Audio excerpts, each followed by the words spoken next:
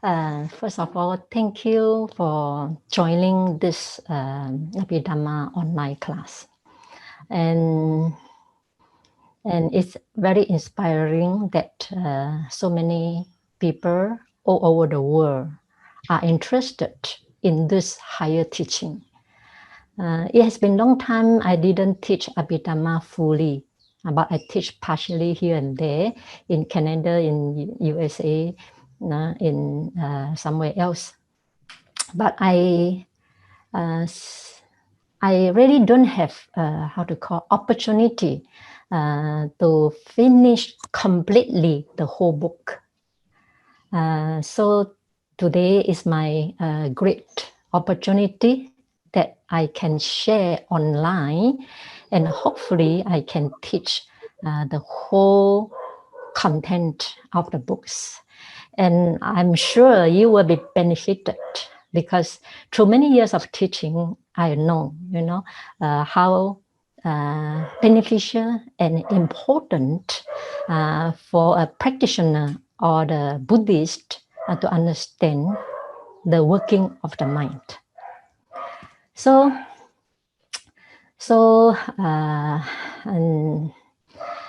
and Suki Hontu, I'm going to start the class.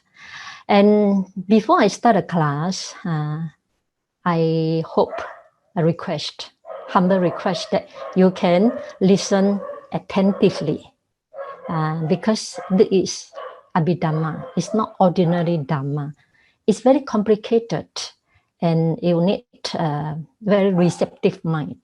However, don't be afraid. I will make this class very, easy to understand and also beneficial for you. Okay? Okay. So now I'm going to share my PowerPoint with you. As we know, the teaching of the Buddha consists of Tipitaka. We've got 3 collections of the Dharma. And number 1 is Sutta Pitaka, number 2, Vinaya Pitaka, and number 3, Abhidhamma Pitaka. So these 3 Pitaka is called Tipitaka. T is 3. Then for Sutta Pitaka is all the discourses are given by Buddha and his disciples in certain occasions to certain audience, monks and nuns or layperson. And Vinaya Pitaka is about, monastic rules that lay down for monks and nuns to follow. And Abhidhamma Pitaka is completely another style of the book. I will explain later. And in the first council, we only have Vinaya Pitaka and Sutta Pitaka. It's not Abhidhamma Pitaka yet. However, there was a monk Mahathera who are very proficient in Abhidhamma, said that Abhidhamma is under Khuddaka Nikaya, is under Sutta Pitaka, under Khuddaka Nikaya in the first council. Maybe it's very small amount. But in the third council, then we have this 3 Pitaka. So in the first council and the second council is 100 years later after Buddha's Parinibbana. Then only got Sutta Pitaka and Vinaya Pitaka. But in the 200 later, then the third council, we start to have Tipitaka, including Abhidhamma Pitaka. So this, therefore, many people say that Abhidhamma Pitaka is not the teaching of the Buddha because it does not appear in the first council. However, it is originated. No one will, if you understand the teaching of the Buddha and the teaching of the Abhidhamma, many of the accents, important points are originated from the sutta. As I go on, you may see it, okay? And there are 7 books of Abhidhamma. For example, Dhamma Sankani, Vibhanga, Dhatu Kata, Kata Wutu, Pukala Panyati, Yamaka, and Patthana.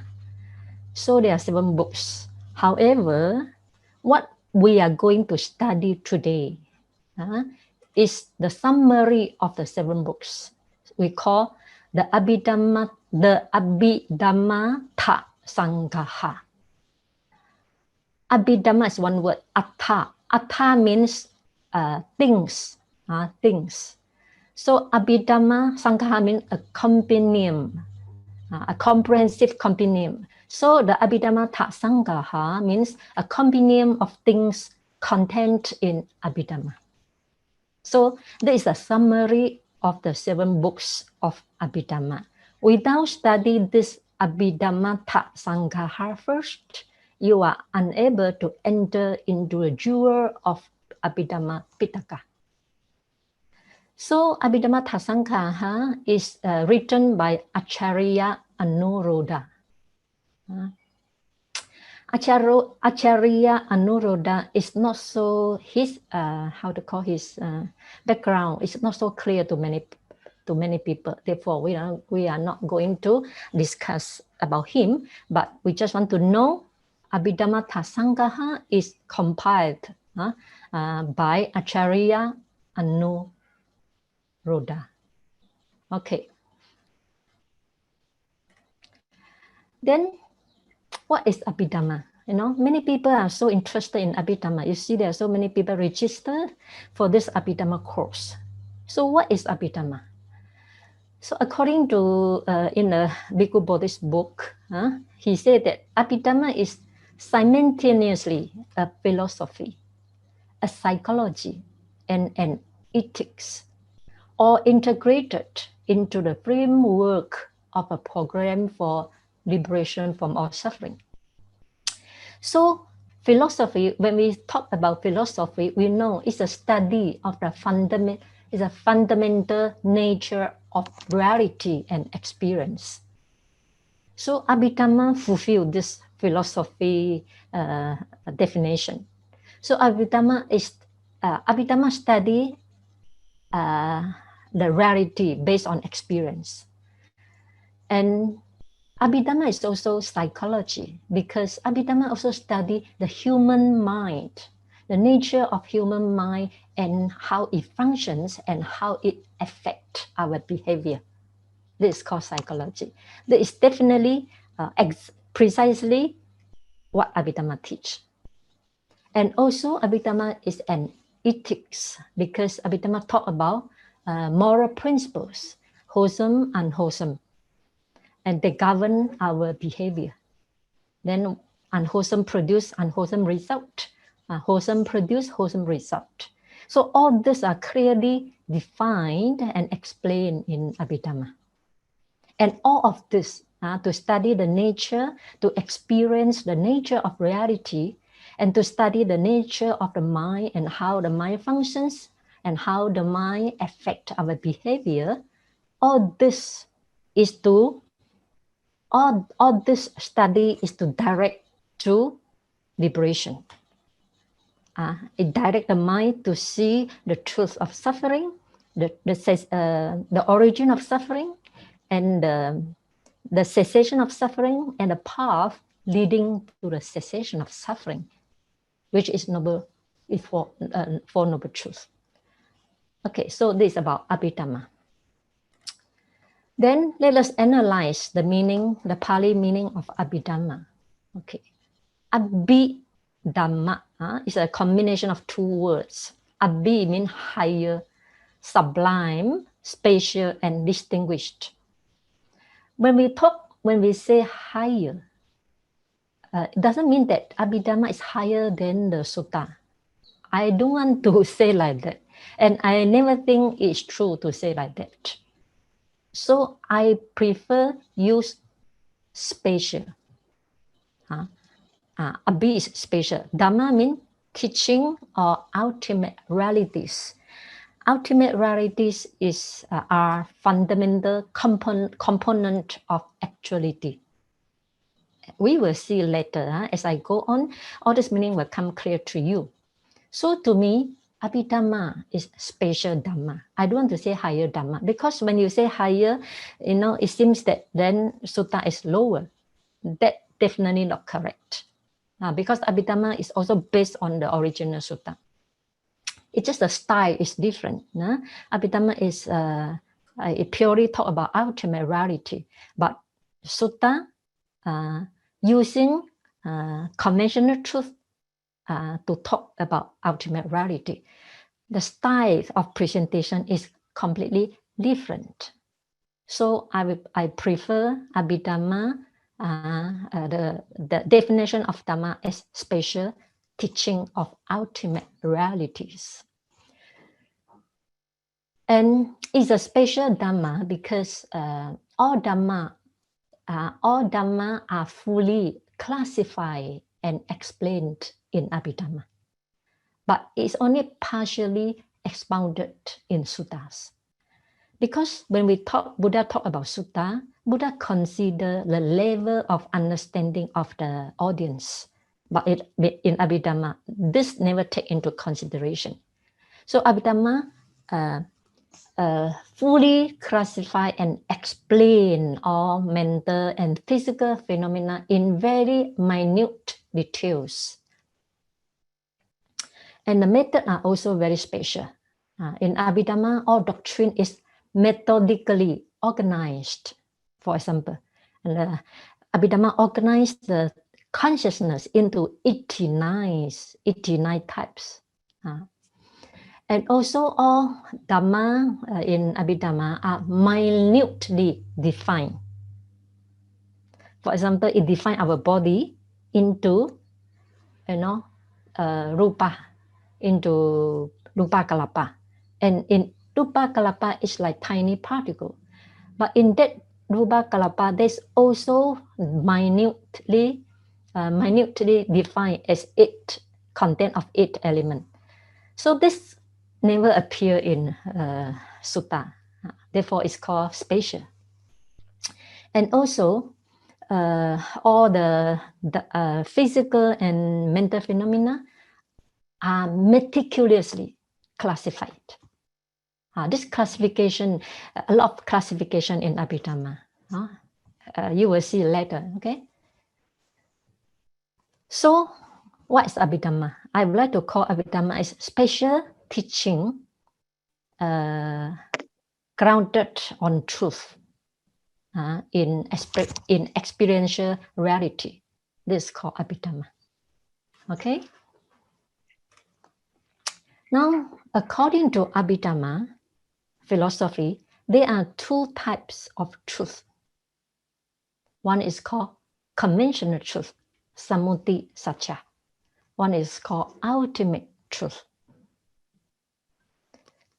paramattha satcha. So what is conventional truth?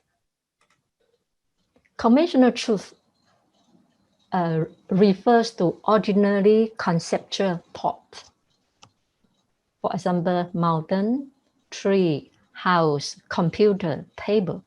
So these are ordinary conceptual thoughts that form in our mind. Or mode of expression. She, he, me, we, human, and so on. So all these are called conventional truth. Although they are commonly accepted truth, house, mountain, no one will debate on it. When you say, I see a house, no one will say you are wrong, right? When you already see a house. So they are commonly accepted truth. But if we examine conventional truth closely, under our concentration, under well-trained concentration and wisdom, then we can penetrate into conventional truth and find that conventional truth do not exist as ultimate realities. Another way, we can say, we can extract ultimate realities from conventional truth. Just like we can extract oil from olive. We can extract oil from sesame seed. So let us give one more example. Let's say you see a house. We think that this thing, a house, is a house, is something real, right? When we see a house, I see a house. So the house seems something real. But if we say actually, so we say how is something real that actually exists? Yes, they seem to exist, but if we examine closely, we find that they contain 4 elements. If we examine using ultimate truth, then we find a house, a mountain, contains 4 elements. Therefore, you can extract 4 elements out from a house. And 4 elements is ultimate realities, and a house is conventional truth. Okay, give me one more example. Kalapas. So when, for yogis who practice Kayanupassana Satipatthana, or 4 elements meditation, who keep on put his intention on his body again and again, day and day after days, month after month, finally they will see many tiny kalapas in the body. And according to Abhidhamma, this kalapa is not the ultimate truth yet. We can see many different type of kalapa, different color, okay. And yet, there's not ultimate reality. So what is ultimate reality? Okay, ultimate reality are things exist by reason of their own intrinsic nature. What is intrinsic nature? Okay, let's say,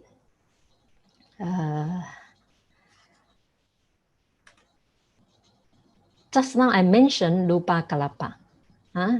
This one circle,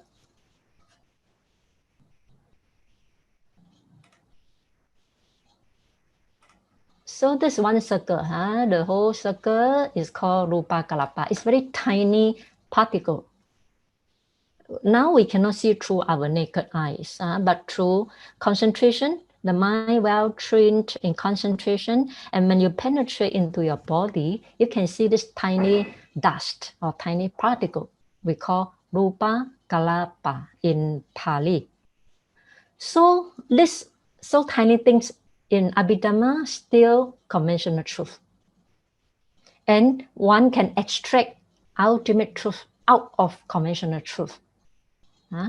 So what is the ultimate truth contained in the Rupa Kalapa that we can extract? There are 8 elements. Earth element, water, fire, wind, color, smell, taste, nutritive essence. So these are these 8 elements are ultimate reality. However, just now I mentioned, ultimate reality are things exist by reason of their own intrinsic nature. So earth element, when you think about earth, when you see the great earth, what comes to your mind? Hardness, right? Or you touch the great earth, you feel very hard. So this hardness is the intrinsic nature of earth element. Earth element itself is not the ultimate truth. But ultimate truth exists by reason of their own intrinsic nature. So when you touch the earth, you feel the hardness. So this hardness is the intrinsic nature of earth element, which is ultimate truth. Similarly, water. The second ultimate truth, water. So when you see water, water itself is not conventional truth. Water itself is not ultimate truth, but the intrinsic nature the water carries is ultimate truth. What is that? So when you see water, immediately it comes to your mind, flowing. Because water is never still, it's always flowing. So flowing is the intrinsic nature of water. So water is ultimate truth, and it carries its intrinsic nature of flowing. This is called ultimate truth. Okay? As I go on, you will know better and better. Okay? So ultimate reality are the final, irreducible components of existence. They cannot be analyzed again into more minute detail. No, not possible. They are the final, irreducible, cannot be reduced again, and the component of existence. So just now, all these 8 earth element, water, fire, until the last nutritive action is the final component of existence. Cannot be reduced to something else again. Okay? Let me give one more example. This, when you see this, you know, oh, human beings. So is human being conventional truth or ultimate truth? Now you understand, it's conventional truth. Why? Because you can extract something out of human beings, right? So if we can analyze what compose a human being, then you can reach the ultimate truth. So human being consists of physical and mental phenomena, or another word, mind and matter, or another word, 5 aggregates. Mind and matter and 5 aggregates are the same meaning. So 5 aggregates. Let's say we say 5 aggregates are the ultimate truth you can extract from human beings. Then take one, consciousness aggregate. So consciousness aggregate, what is the intrinsic nature? As I say, all ultimate truth has its intrinsic nature. So what is the intrinsic nature of consciousness aggregate? Knowing an object, aware of an object, is the intrinsic nature of consciousness aggregate. Okay?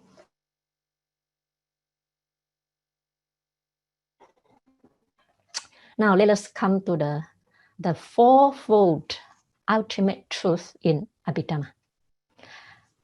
Abhidhamma only talk about ultimate truth. Therefore, it's more boring, right? Because it's very, it's not the things that we are familiar with. We only familiar with conventional truth. We are not familiar with ultimate truth.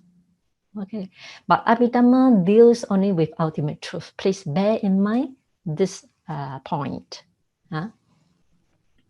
So in Abhidhamma, ultimate truth or ultimate reality is fourfold. Number 1, consciousness, citta. Number 2, mental factors, cetasikas. Number 3, matter, rupa. Number 4, nibbana. So these are the 4 ultimate truths minutely defined in Abhidhamma. And these 4 are so important, they cover 6 chapters in 9 chapters of Abhidhamma Sankara. In Abhidhamma Sankara, there are all 9 chapters. And these 4 ultimate truths cover the first until the 6th chapter. First up to 6th chapter. I talk about this fourfold ultimate truth. So consciousness, mental factors, and matter. These 3 consist of human being. Right? A human being is made up or composed by these 3: consciousness, mental factors, and matter. So, and these 3, we say human beings is just a conventional truth, but Abhidhamma talk about ultimate truth. And these 3 are conditioned Dharma. What is conditioned Dharma? Conditioned Dharma, Sankata. Dharma. Conditioned Dharma is the momentary mental and physical phenomena that constitute the process of experience. So, as I say, Abhidhamma is grounded in truth and experiential reality. So to experience this reality, you need consciousness, you need matter factors, and you need object, rupa as object, or rupa as object for investigation and so on. So conditioned Dharma is the momentary mental and physical phenomena that constitute the process of experience. And they are impermanent, they are marked with impermanent arising and passing away because they are produced by causes. All conditioned Dharma are produced by causes, and the causes are necessary anicca, impermanent. So all consciousness, mental factors, and matter are all impermanent phenomena. And this is very different from Nibbana. Nibbana is called unconditioned Dhamma. We call asankhata Dhamma. Asankhata Dhamma are not produced by any causes. Since it is not produced by any causes, therefore it is permanent. And it is sukha, but anatta, non-self. Conditioned Dhamma produced by cause, whatever produced by causes are impermanent. Why? Because the causes themselves are impermanent. How can be the effect be permanent, right? So all conditioned Dhamma are impermanent, anicca, suffering, dukkha, non-self, anatta. But Nibbana, which has no mind and matter, is unconditioned Dhamma. They do not produce by causes, therefore they are permanent, happiness and non-self. Okay. So the first ultimate truth. The first ultimate, now we are going, so there are four ultimate truths you have to bear in mind. Very important one. Consciousness, mental factors, rupa, and nibbana. Now we are going to start the chapter 1. The first ultimate truth, consciousness. We call citta. Citta. It's important to know the Pali name as well. Citta. So what is this? Why citta become the first chapter? When you open the Abhidhamma, the first chapter, citta. The study of citta is taken up first because the focus of Abhidhamma is on the experience of reality. As I say already, and citta is the principal element of experience.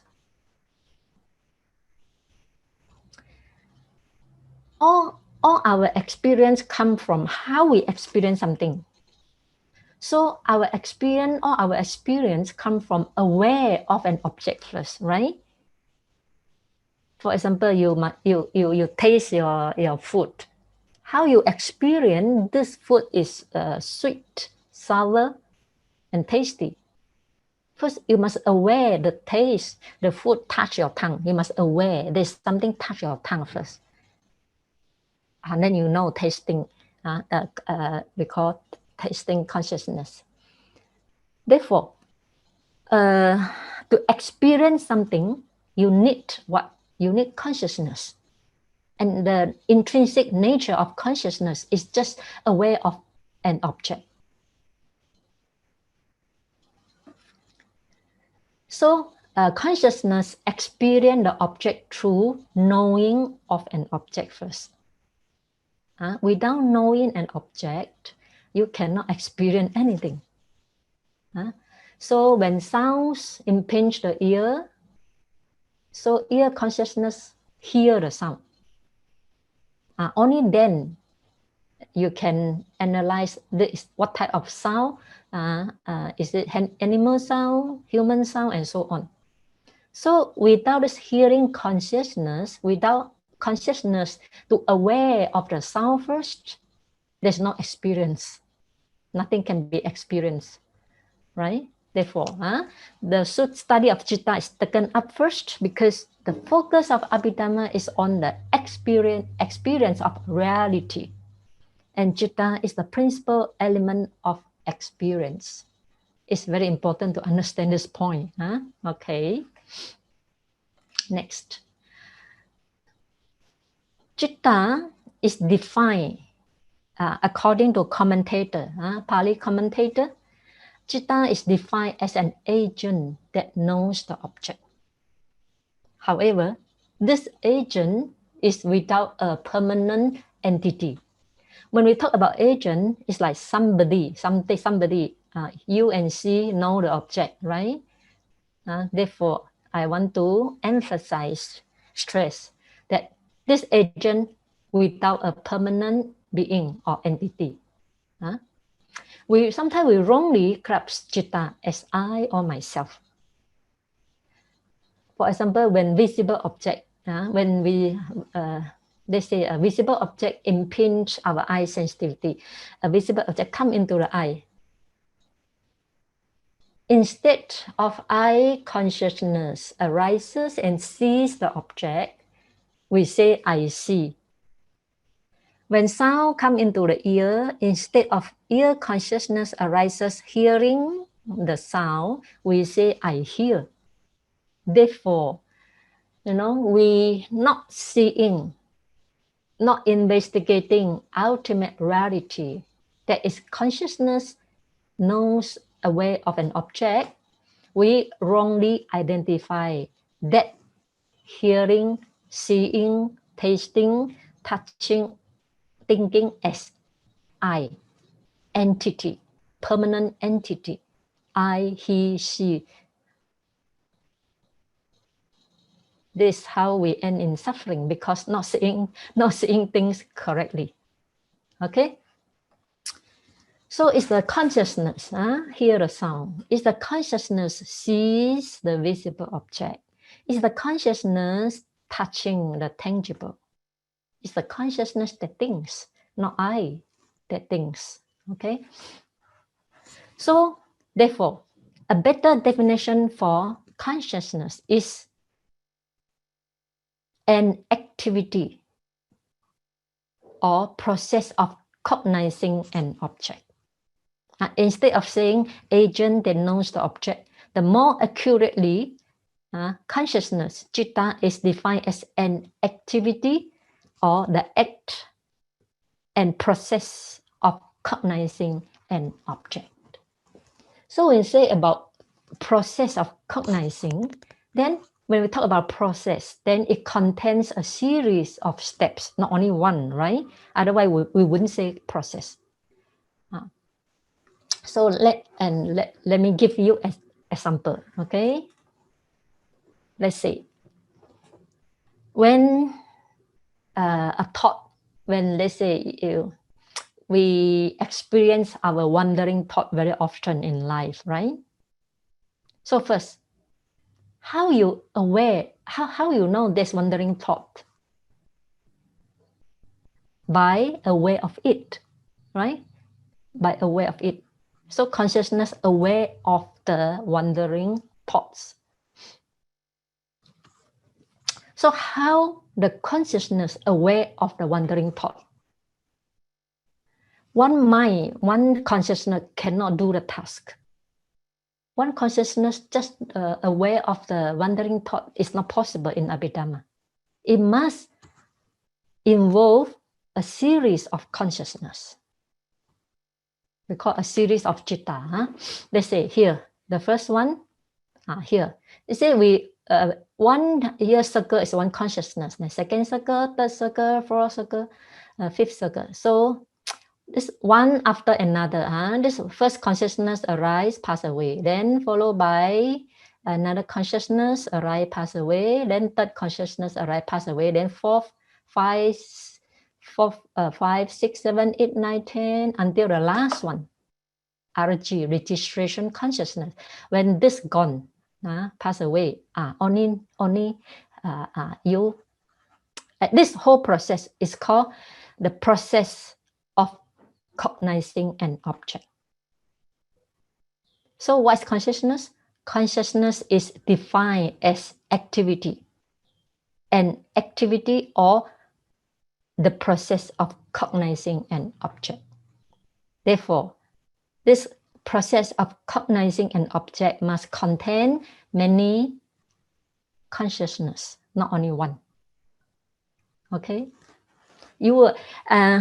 I need to let you know, when I first explain any concept, any definition of Abhidhamma, it may not come clear to you. But as I go on, explain it again and again, it becomes clearer and clearer, because I will repeat the same thing again and again as time goes on. So don't worry if you cannot follow me.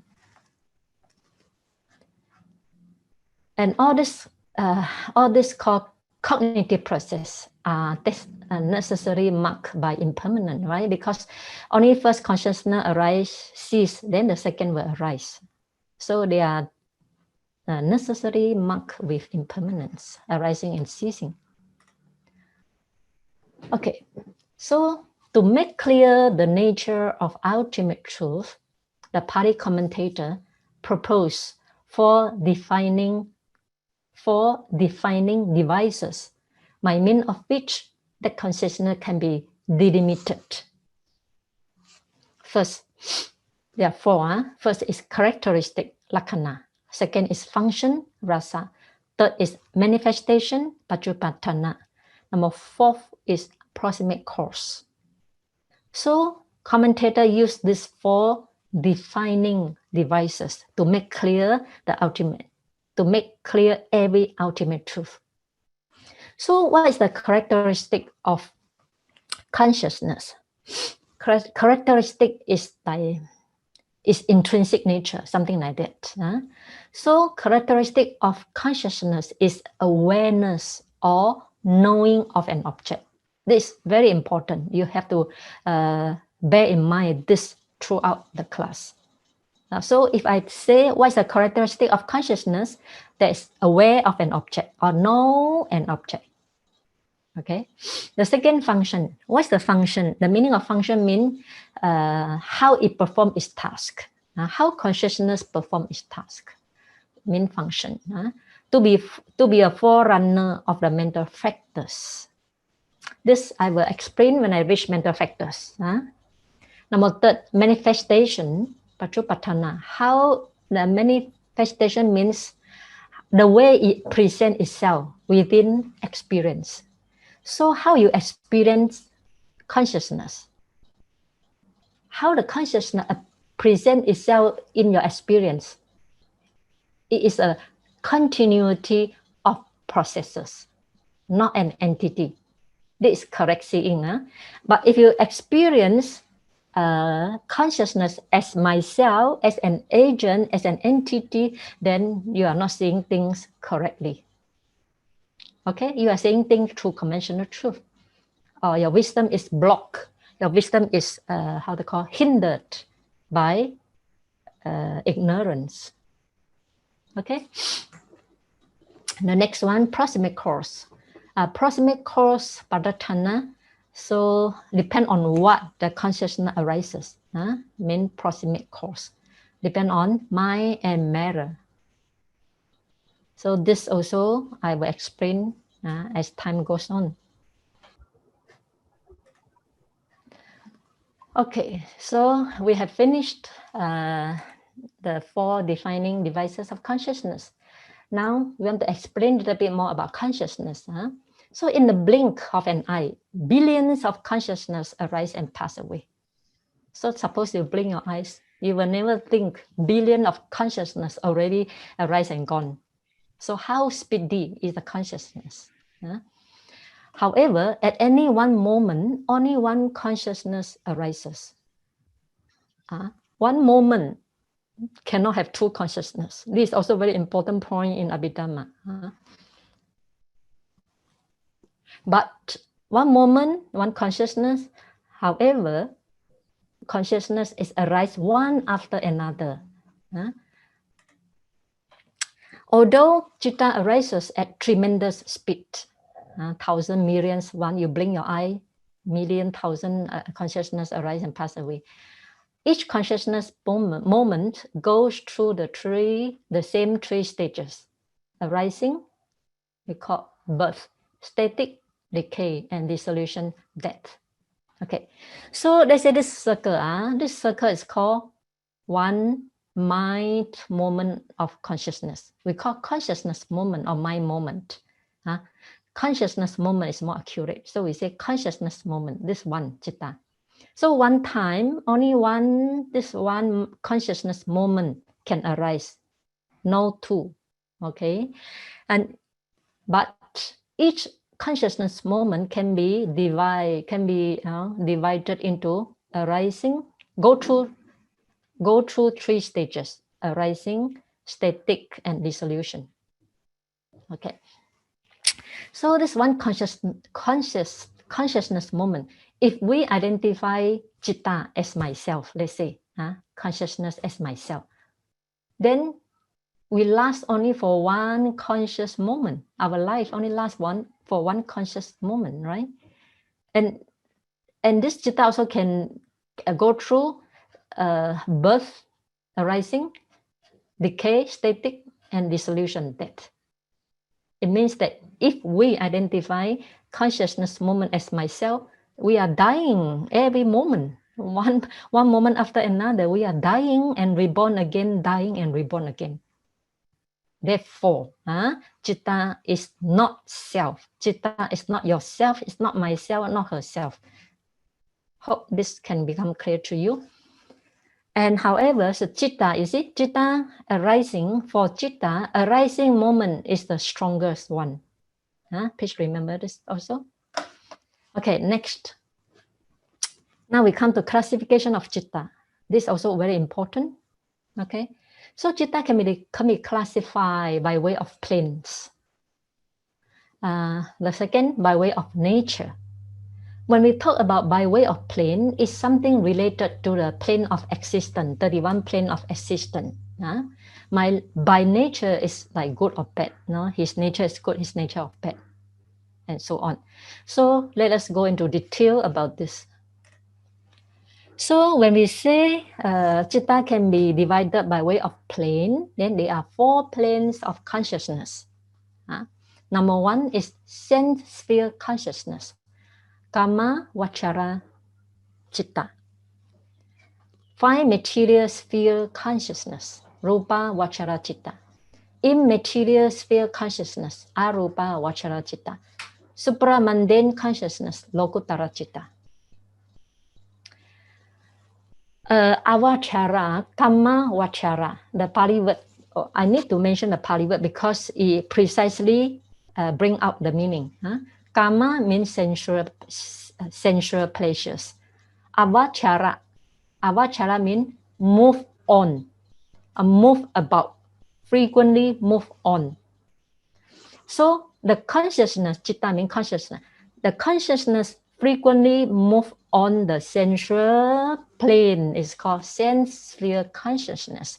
So since it's sense pleasures, sense sphere is related with sensual pleasures. Therefore, sense sphere consciousness is much related with craving. And the consciousness very much supported by craving. Okay. So to explain and find material sphere consciousness, rupa vachara. Rupa vachara means this type of consciousness is related with jhana only. Immaterial sphere consciousness, this type of consciousness is connected with immaterial jhana. Okay. Then supramundane consciousness is out of the 31 plane. So to make this clear, I want to explain 31 plane of existence. So this pyramid is called 31 planes of existence. From the below, first hell being up to an animal realm, beta realm, asura realm, 1 human realms, and 6 deva realms. This 11 realms. We call 11 sense sphere planes.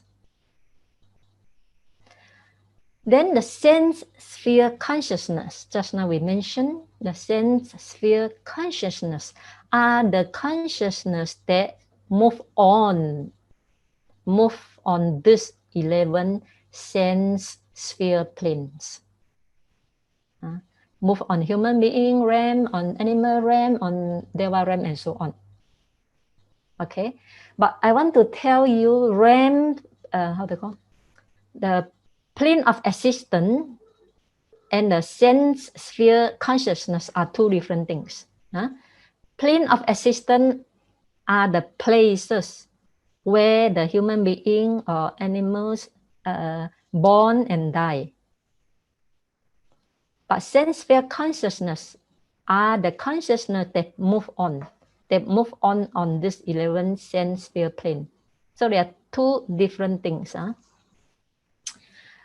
Therefore, when I talk about this, it requires some, knowledge of Dharma. Otherwise, Abhidhamma will appear very complicated to you, right? Because there are a lot of terms which you've never heard before. Okay. So what is sense sphere consciousness? Sense sphere consciousness are the consciousness that move on these 11 sense sphere planes. Okay, the next one. So above the sense sphere planes, there are 16 fine material sphere planes, like plane of first jhana, second jhana, third jhana, fourth jhana. So the consciousness, fine material consciousness are the consciousness that move on this 16 fine material sphere planes. Frequently move on here because the being who stay here always stay in a jhana. Therefore, their mind are occupied with fine material sphere consciousness. Mean jhana consciousness. Then the next one, four immaterial sphere planes. Above the jhana, rupa jhana, material jhana planes, there are immaterial sphere planes. So there are four: infinite space, infinite consciousness, nothingness, and neither perception nor non-perception. So these are the arupa jhana. Those who have arupa jhana can come to this place. So immaterial sphere consciousness are the consciousness that move on in these four immaterial sphere planes. I hope you can understand. If you don't understand, as time goes on, you will get clearer and clearer. Don't worry about that, okay? So let us repeat again. So there are four planes of consciousness. Sense sphere consciousness. Fine material sphere consciousness is jhana consciousness.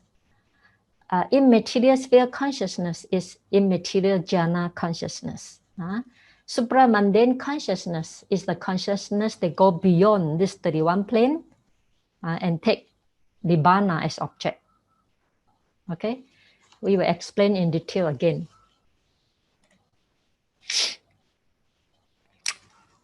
So we come to another classification. So therefore, all the Dhamma are classified very clearly in Abhidhamma. Just now we talked about consciousness can be divided according to planes. Now, consciousness, another classification is consciousness can be classified with respect to its nature in four ways. One is called unwholesome akusala. Why is called akusala unwholesome? Because it's mentally unhealthy, morally blameworthy, and leads to one's own affliction, or the affliction of others, or the affliction of both, and productive of painful result in the present life as well as life after. Therefore, this type of consciousness is called akusala citta, unwholesome consciousness. This one. Second, wholesome consciousness, kusala consciousness. Sorry, what is unwholesome consciousness, akusala consciousness in our life? For example, killing, stealing, telling, gossiping, sensual misconduct, all this action lead by akusala chitta and productive of painful result. Then the second one is wholesome kusala. Kusala means wholesome because it's productive, good result. It's mentally healthy, morally praiseworthy, and leads to one's own welfare and productive of good result in this life as well as present life after. Therefore, it's called kusala. So what are the kusala consciousness in our daily life? For example, now you are listening to this Abhidhamma, your mind is called kusala chitta, wholesome consciousness. And when you are doing charity, donation, generosity, and you are keeping the 5 precepts just now, when you are showing respect to the monks and nuns, all these are called kusala consciousness, productive of good result, and bring you happiness. And the resultant, what is resultant? Resultant is the result of unwholesome and wholesome consciousness. So when you talk about resultant consciousness, it itself does not have wholesome and unwholesome, but it is a result of wholesome and unwholesome consciousness. Okay? Then functional. Functional has no wholesome and unwholesome. It's just an activity does not involve wholesome and unwholesome. Neither it is a result of wholesome and unwholesome. It's just an activity. So mostly, Arahant's consciousness is called functional consciousness because Arahant's mind has no wholesome and unwholesome. When we have wholesome and unwholesome, this wholesome and unwholesome will produce result in next life. But Arahant cannot Arahant have cut off the root cause for rebirth, which is craving and ignorance. Therefore, it cannot produce result. So Arahant's consciousness is called functional consciousness.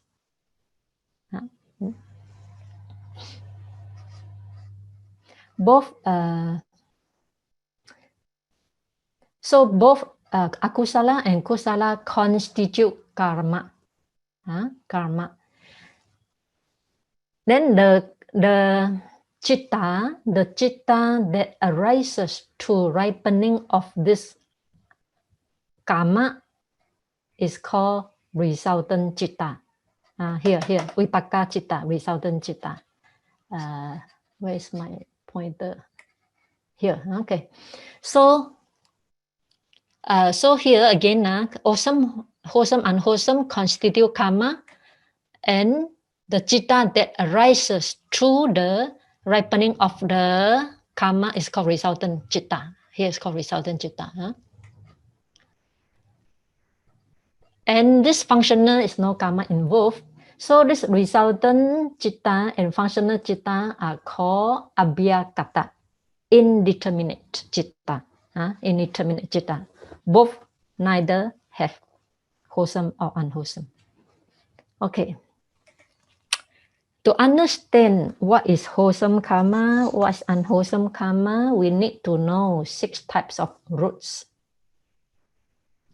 One is called 3 wholesome roots: non-greed, non-hatred, and non-delusion.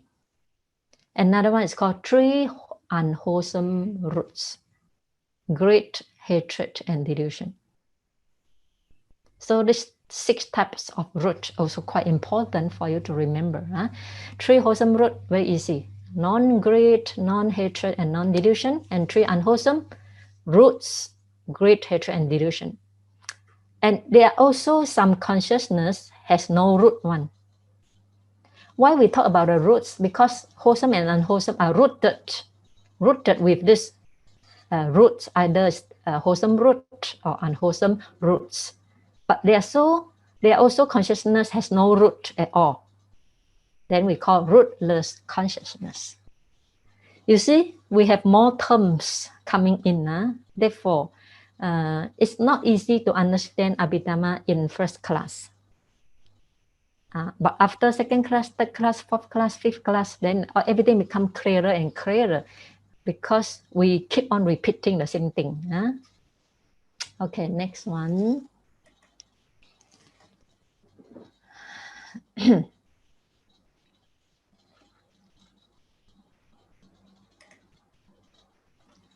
So we already studied citta. The meaning of citta, the intrinsic nature, the characteristic of citta is aware of an object.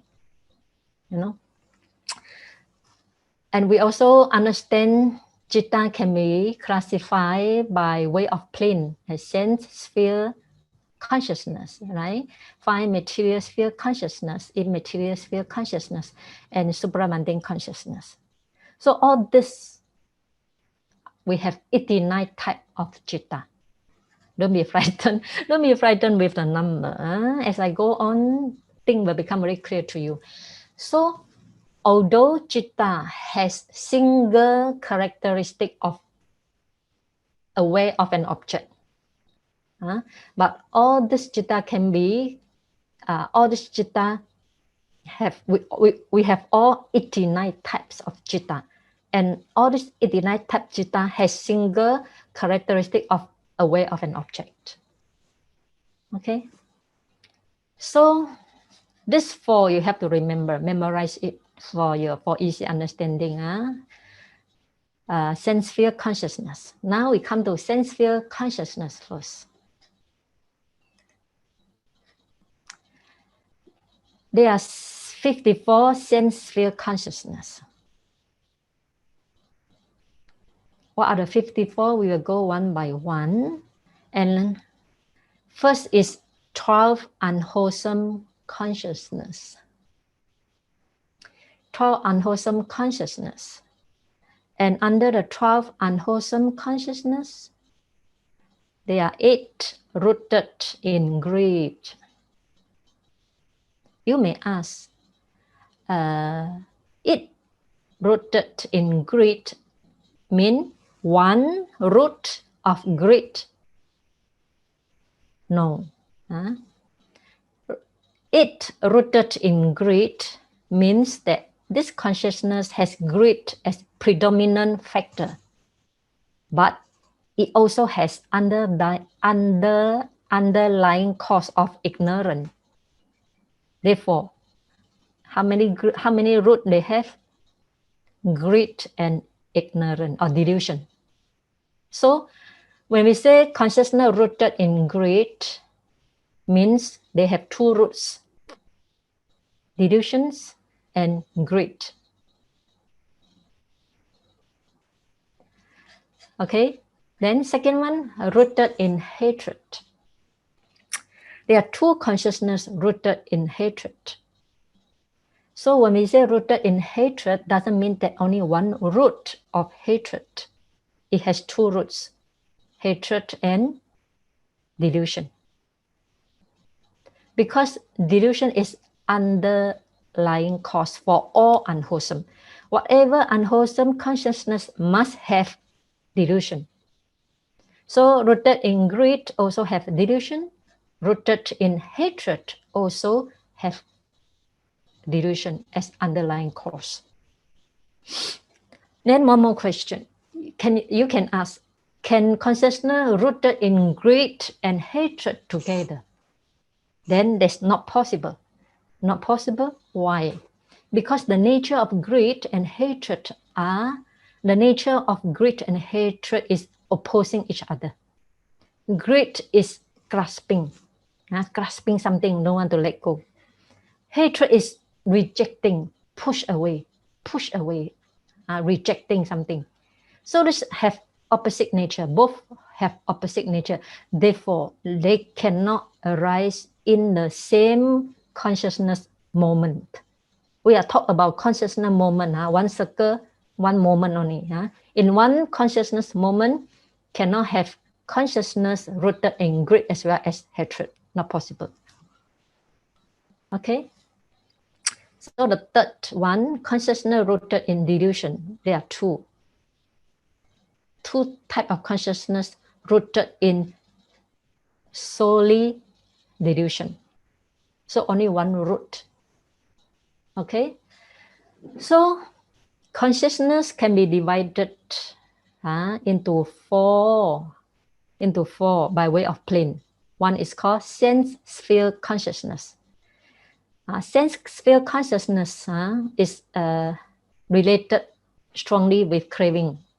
Therefore, it only moves on in the sense sphere plane. So there are 54. And under 54, there are 12 unwholesome. Unwholesome consciousness can be divided into 12. 8 are rooted in greed, and 2 are rooted in hatred, and 2 are rooted in delusion.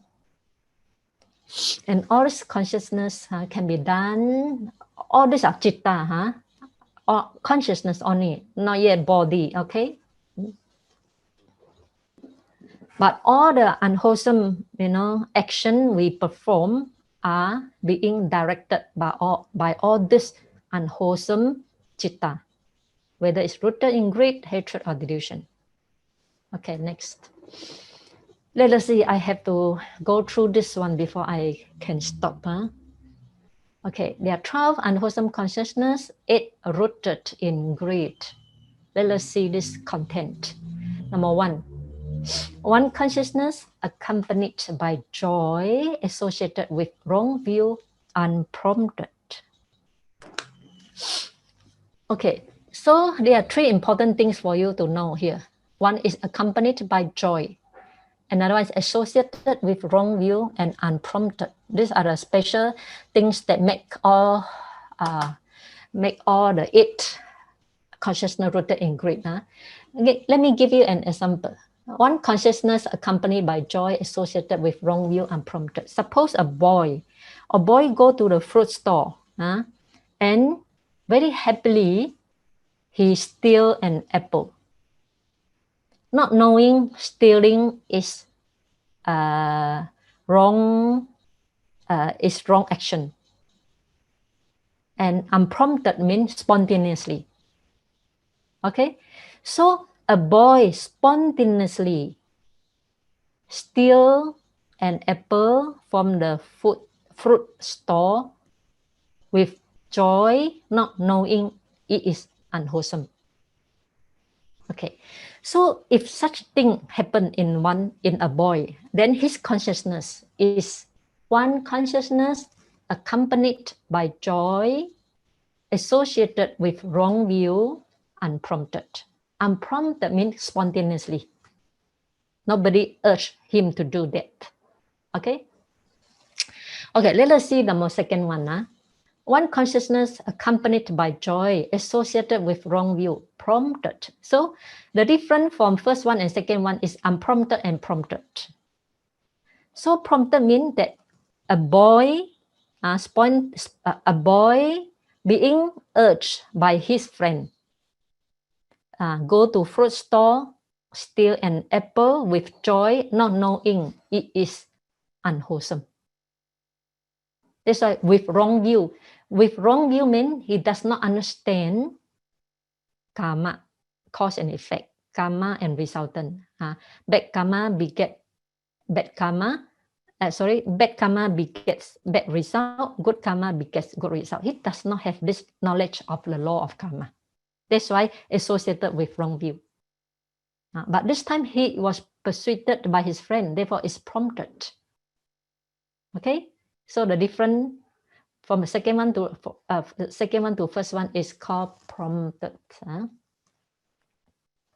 Then the third one. One consciousness accompanied by joy, dissociated from wrong view, unprompted. So the third one, the difference is dissociated from wrong view here. The first and second are associated with wrong view. The third one is dissociated from wrong view. Similarly, a boy spontaneously go to a fruit store and steal an apple with joy. He understand the law of karma.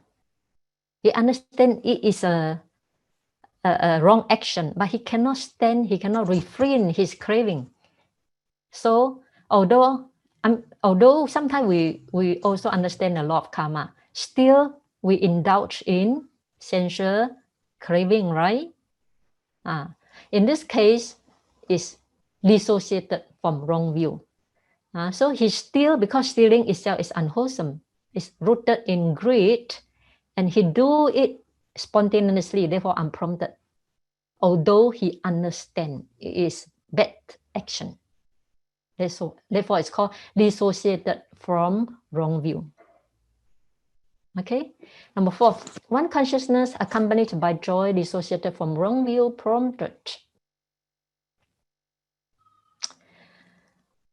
The difference is prompted here. So this person, this boy, being persuaded, urged by his friend, by his bad friend, and steal an apple with joy, although he understands it is a wrong action. Okay, now we come to the 5th. One consciousness accompanied by equanimity, associated with wrong view, unprompted. So the 5th, same as the first one. The difference is the feeling. The difference is feeling. The first one is here accompanied by joy. This is called pleasant feeling. Number 5th one, accompanied by equanimity. This is neutral feeling. So a boy spontaneously, unprompted, spontaneously steal an apple with equanimity, not knowing it is a wrong action. So when under this condition, his mental stream, his mind is one consciousness accompanied by equanimity, associated with wrong view, unprompted. Okay. Number 6, one consciousness accompanied by equanimity, associated with wrong view, prompted. And the difference is unprompted and prompted.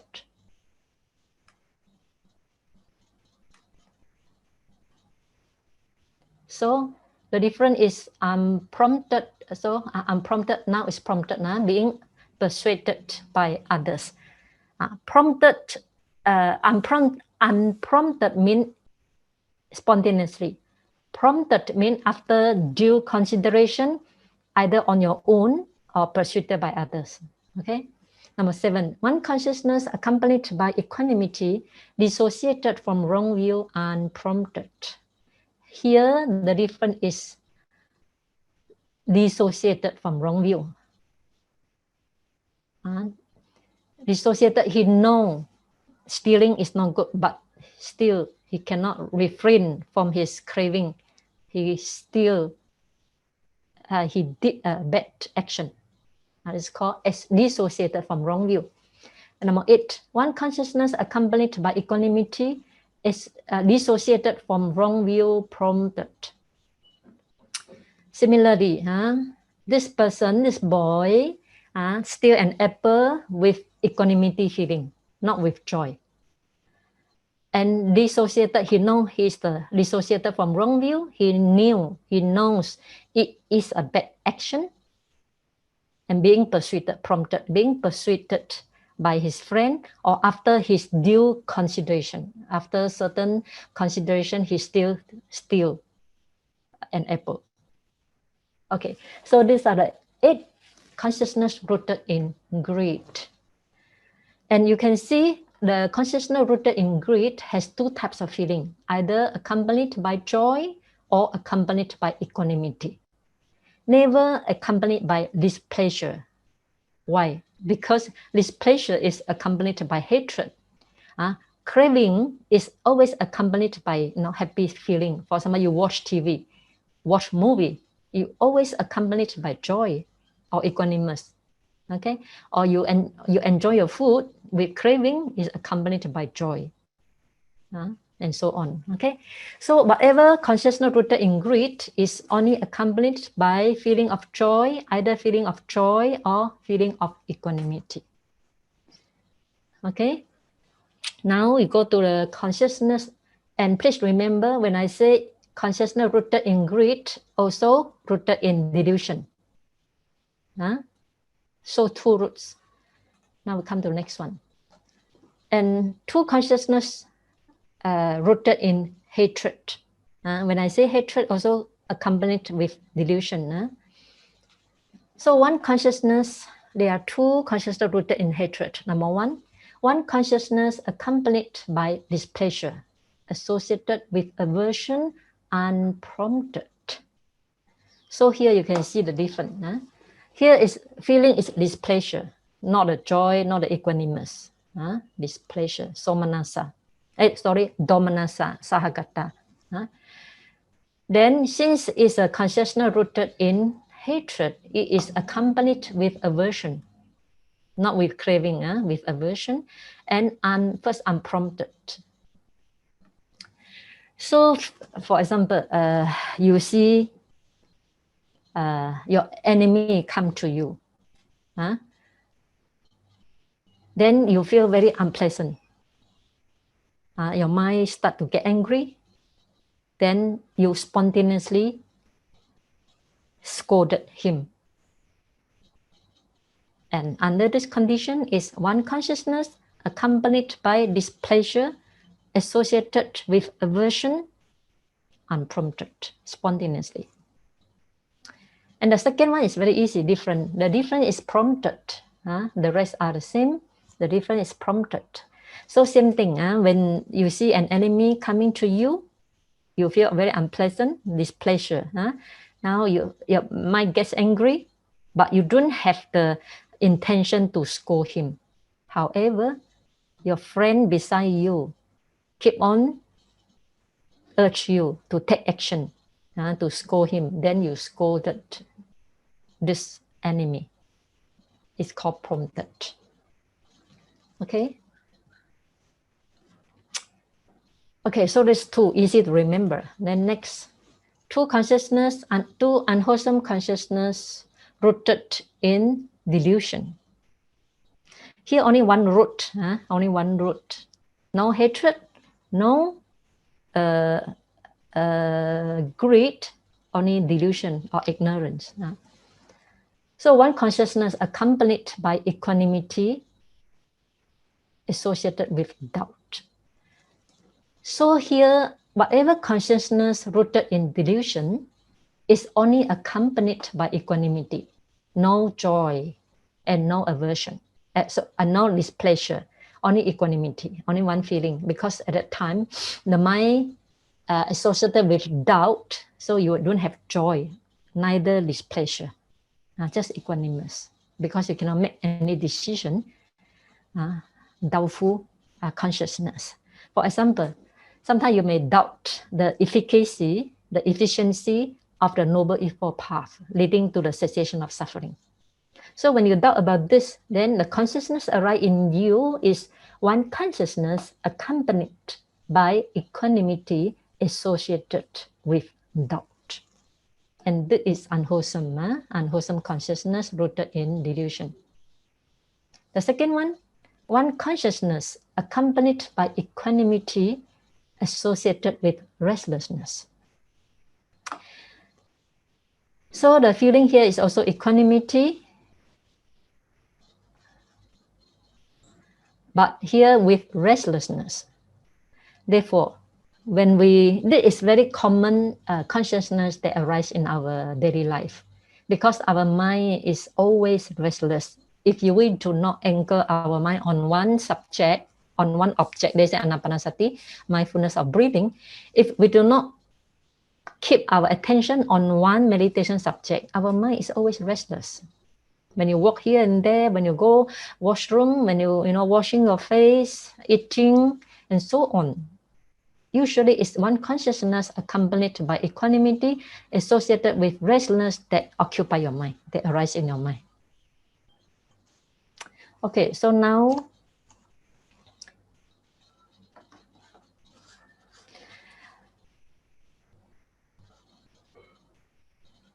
among all the 12 unwholesome consciousness, Chitta rooted in restlessness, one consciousness accompanied by equanimity associated with restlessness, is the weakest one, very weak.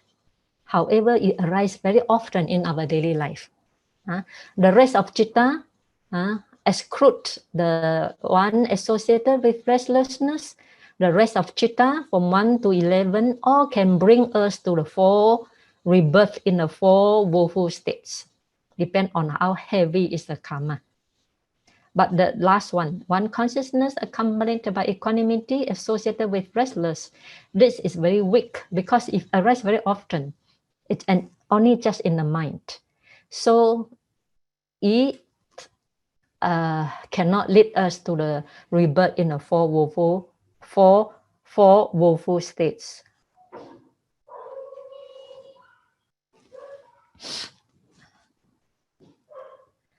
So now we have finished 12 unwholesome consciousness, 8 rooted in greed, 2 rooted in aversion, and 2 rooted in delusion.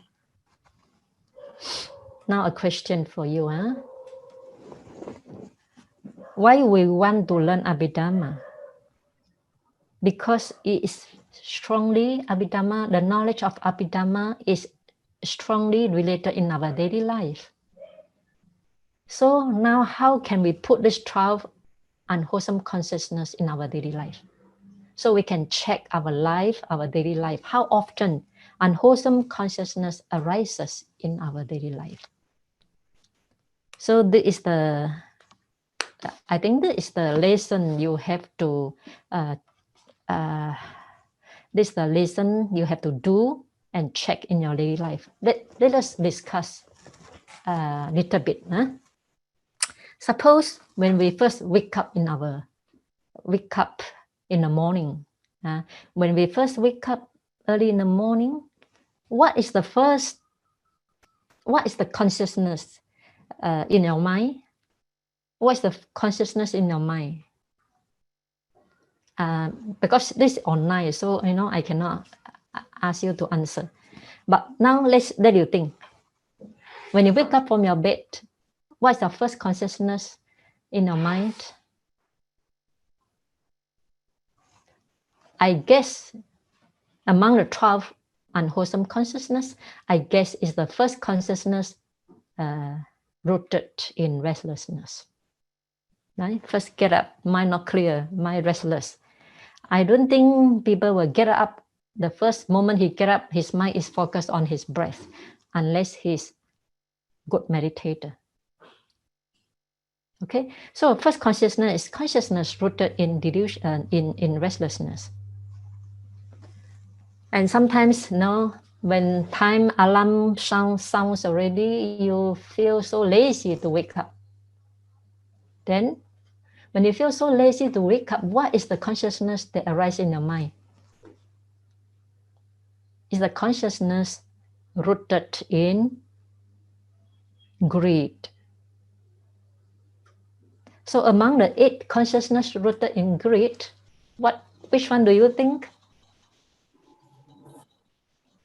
is the one you have when you are unwilling to wake up, when the alarm sounds? I guess it's the first one.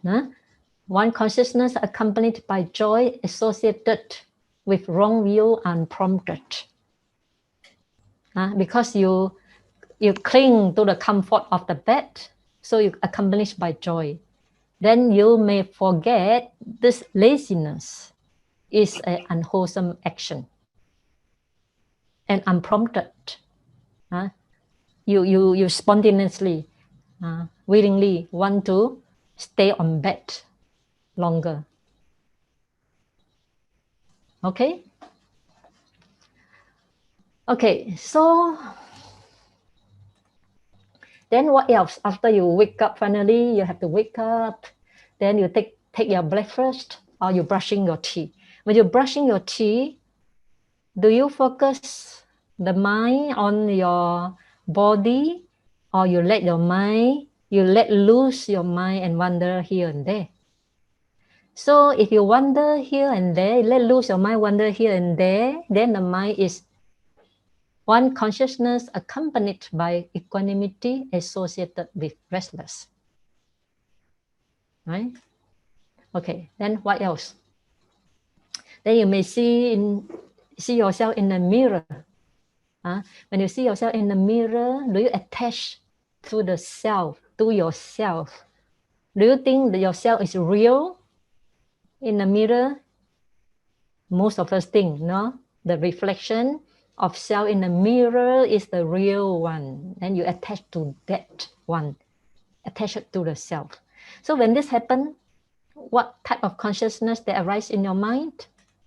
I guess is also one consciousness associated with joy. Also can be associated, can be number 5. One consciousness accompanied by equanimity, because every day you see already, you become equanimous. Associated with wrong view. You don't know attached to self is unwholesome and unprompted. Nobody asks you to attach yourself. You yourself attached to that. So it can be number 1, if your feeling is accompanied by joy, or it can be number 5, if your feeling is accompanied by equanimity. Okay? Then what else? Then, for example, when a woman, when he see her image in the mirror, and he start to see his white hair, wrinkle on the face, then he feel how does he feel? How do you feel? I guess it's this one. One consciousness rooted in hatred. One consciousness accompanied by displeasure. I don't like white hair. I don't like wrinkle on my face. I don't like to get old. So at that moment, one consciousness accompanied by displeasure associated with aversion unprompted arise in your mind. And how long it arise? Until you change your mind. And it will arise again and again, unless another thought arises and you change your mind. Okay? And next one, what else? After that, now you get yourself ready to go and work. And so when you drive the car, sometimes you get late. So you drive the car and you meet with traffic jam. Already late, some more heavy traffic, and you become so impatient in the car. At that moment, what happened in your mind? What type of consciousness that arises in your mind? I guess it's this consciousness rooted in hatred as well. One consciousness accompanied by displeasure associated with aversion unprompted. Again, unwholesome consciousness arises in you, in us. Okay. Then after that, I guess just now when you become so impatient and your mind become restless also, because you worry, being late. So your mind become restless. So after the mind get angry, then another mind will take over. There's a consciousness rooted in delusion. There's the second one consciousness accompanied by equanimity, associated with restless.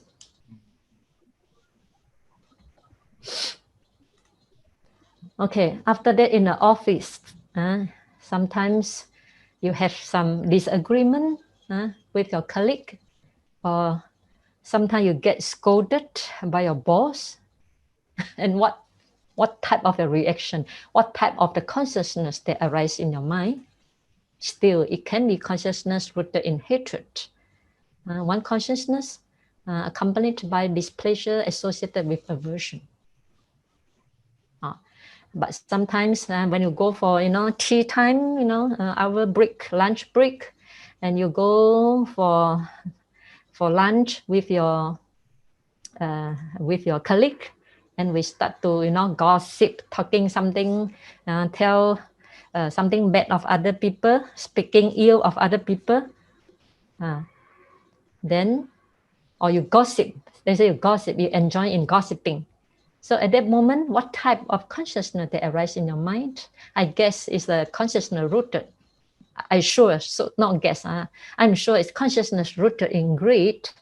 So it can be number one consciousness accompanied by joy because you enjoy in gossiping, associated with wrong view. You don't understand it's unwholesome act and unprompted. But if you do not involve in gossiping, but your friend keep on telling again and again, and you are urged to take part, then it becomes a consciousness number two. One consciousness accompanied by joy associated with wrong view prompted. This time become prompted by a friend. Okay, it can, but sometimes it can be your emotion can change, your feeling can change. From joy change to equanimity. And you also understand it's wrong action, but you cannot refrain because it being, persuaded, being urged by your friend, so you cannot refrain from it, although you know it's unwholesome. Then it becomes the consciousness of number 8, one consciousness accompanied by equanimity, dissociated from wrong view prompted. In this case, you know it's unwholesome, but you cannot refrain from it. So, and you do it with equanimity feeling and being prompted by a friend. So from all this example, they happen in daily life, we will see, so often unwholesome consciousness arise in our daily life. If we are not mindful, if we don't understand the Dharma, if we don't understand what is right, what is wrong, if we don't have self-control, then most of the time our mind are occupied with unwholesome consciousness, either rooted in greed or hatred or delusion.